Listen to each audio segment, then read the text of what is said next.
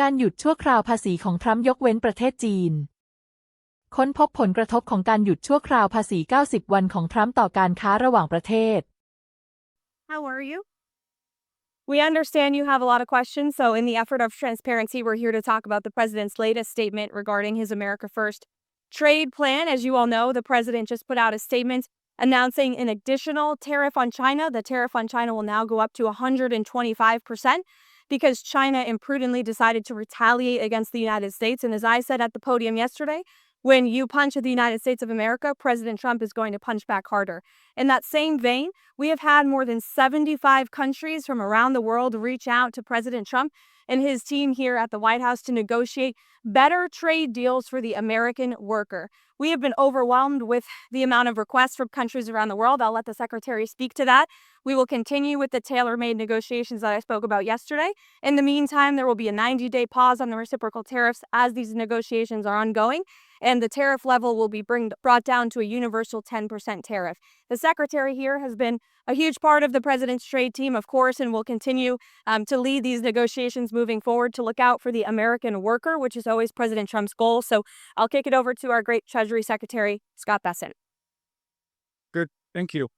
And we saw the successful negotiating strategy that President Trump implemented a week ago today. It has brought more than 75 countries forward to negotiate. It took great courage for him to stay the course until this moment. And what we have ended up with here, as I told everyone a week ago, they're in this very spot. Do not retaliate, and you will be rewarded. So every country in the world who wants to come and negotiate, we are willing to hear you. We're going to go down to a 10% baseline tariff for them, and China will be raised to 125 due to their insistence on escalation. Mr. Secretary, thank you for doing this. Let me ask you three quick things, if I could, just in sake clarity, because the markets are open and they're one rate. First of all, Mexico and China, are they part of this 10% university? China. Mexico and Canada. Are they part of the 10%? Yes. Okay. Second, given then that you have the rest of the world essentially calling it's not China, is this now just all about China? Well, it's about bad actors. And what we will see is some of the very early countries are China's neighbors. That we're going to see. I'm seeing Vietnam today. Japan's at the front of the queue. South Korea, India. So we will see. And as I've repeatedly said, and President Trump has been saying it for years, China is the most imbalanced economy in the history of the modern world, and they are the biggest source of the U.S. trade problems. And indeed, they are problems for the rest of the world, because what we've seen is that as the U.S. announced the tariff wall last week, many of those goods have already started flooding into Europe. So as you see it now, this trade war is China versus the rest of the world. Well, I'm not calling it a trade war, but I am saying that China has escalated, and President Trump responded very courageously to that, and we are going to work on a solution with our trading partners. And if I could just, excuse me, Raquel, if I could just add to what the secretary said. Many of you in the media clearly missed the art of the deal. You clearly failed to see what President Trump is doing here.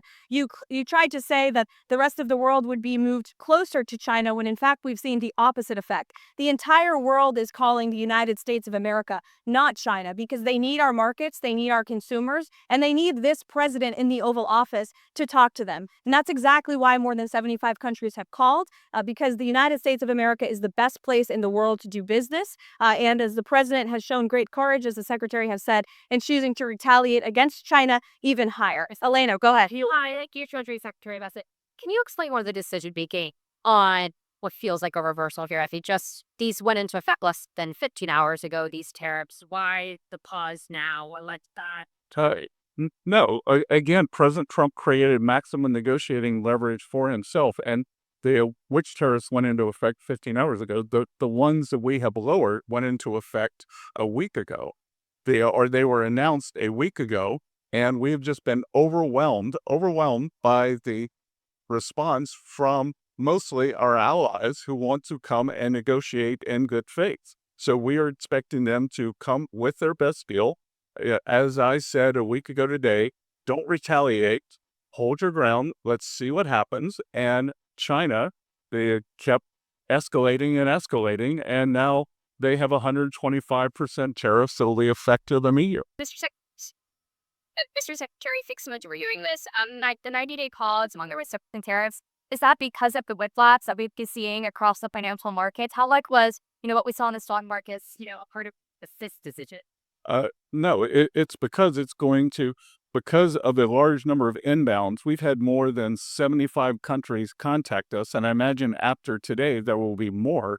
So it is just a processing problem. Each one of these solutions is going to be bespoke. It is going to take some time, and President Trump wants to be personally involved. So that's why we're getting the 90-day pause. So as you said, there was you and Secretary Blackdecker in the Oval Office as the president talking about this. Talk about what that conversation was like, and the white wits said one another. Look, it's all the president's decision, and the president had the a level in mind to raise the China tariffs, and then he had the 3-month pause in mind, and we were discussing the exact wording. So you want to countries? Sorry? Is it their public way? Of course. It's the president's decision. It was the president's decision. It was the president's decision to wait until today. And again, as I've said in the past, no one creates leverage for himself like President Trump. Mr. Secretary. So he goes to check.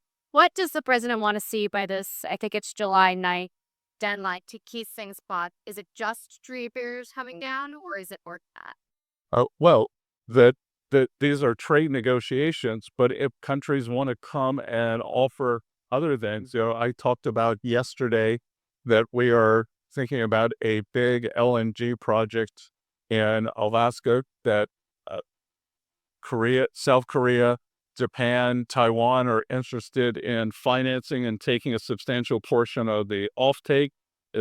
But again, in essence, that is trade because it will decrease the trade deficit that we have with those countries. So everything's on the table.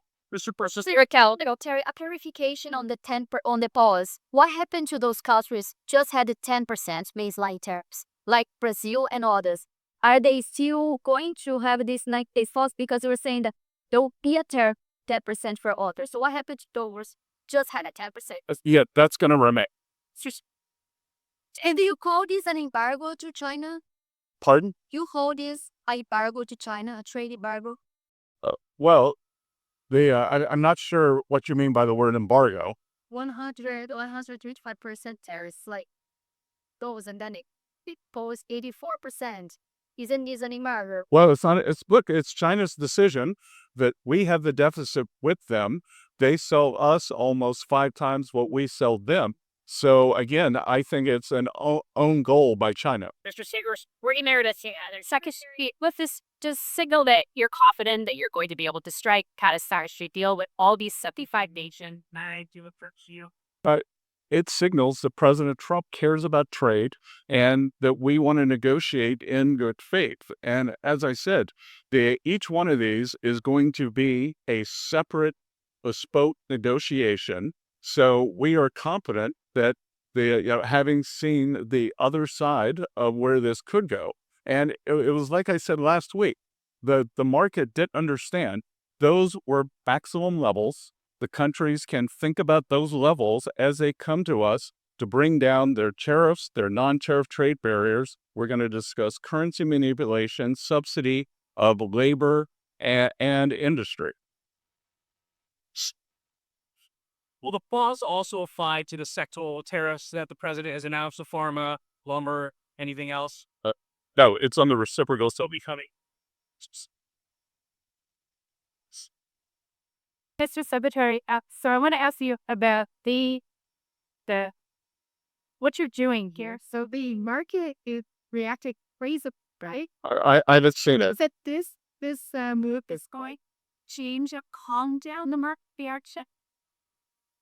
What the markets have tanked, right? There's been a lot of volatility in the market, not just in Tress's stock markets, but also shut bonds. So will this move be your cheer in your mind to just get spend upon the markets here? Well, I think what we've seen, I think the willingness by more than 75 countries to come and negotiate, I think now the market understands that everything they saw last Wednesday was a ceiling, and now we have a 10%, the temporary floor.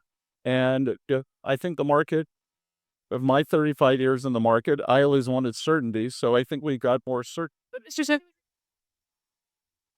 Secretary, why do people assume this is the last word? The president began this morning say, be cool. 5 hours later, he announces a new policy. Why will investors in the market assume if this is it?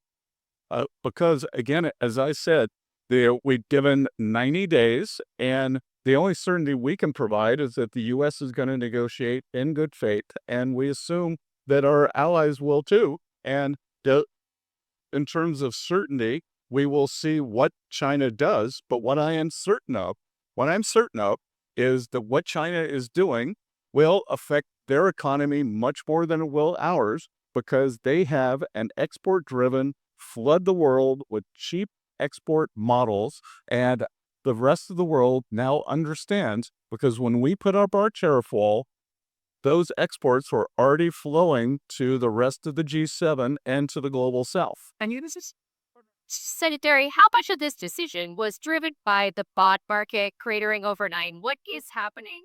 Was China selling their bonds? I am nothing that says that, and we actually had quite a good 10-year auction today, and all this was, again, this was driven by the president's strategy. He and I had a long talk on Sunday, and this was his strategy all along, and that, you might even say that he goaded China into a bad position. They responded. They have shown themselves to the world to be the bad actors, and we are willing to cooperate with our allies and with our trading partners who did not retaliate. It wasn't a hard message. Don't retaliate. Things will turn out well. What's your message to? Just how to go very close today. This Sure. countries were getting Relations with these 75 countries. How long will that take? Will it be a matter of weeks? Will it be a matter of months? You expect financial markets to be stable during that time period? Well, we started with a 90-day pause, and we will see if more countries turn up. But what will happen? But we have a meeting with Vietnam today, and we have one of the largest trade deficits with them. So I'm hoping it will move in a good direction. I was at the Japanese ambassador's house last night for the Cherry Blossom Festival, which was quite festive, and he and I had a good chat. They are going to send a deal team over. So we'll see. These are complicated negotiations. These are imbalances that have taken decades to create. But I think, having seen the maximum level that Donald Trump is willing to go to, President Trump has created this negotiating leverage. The secretary is obviously a very busy man. As he has said, he's had more than 75 countries that the trade team has to respond to. I'd just like to end with this. For decades, Republicans and Democrats have said that these unfair trade practices are ripping off the American people, are ripping off our country, but nobody has ever done anything to address it. We finally have a president here at the White House who is playing the long game, who is doing what is right for the American worker and our industries here at home, and he has put together a fantastic team in Secretary Bessent, Secretary Lustnick, the entire trade team who will be focusing on negotiating these good deals to put the American workers first, and we're going to get to work to do that. Say Jesus. They had to be treated like China.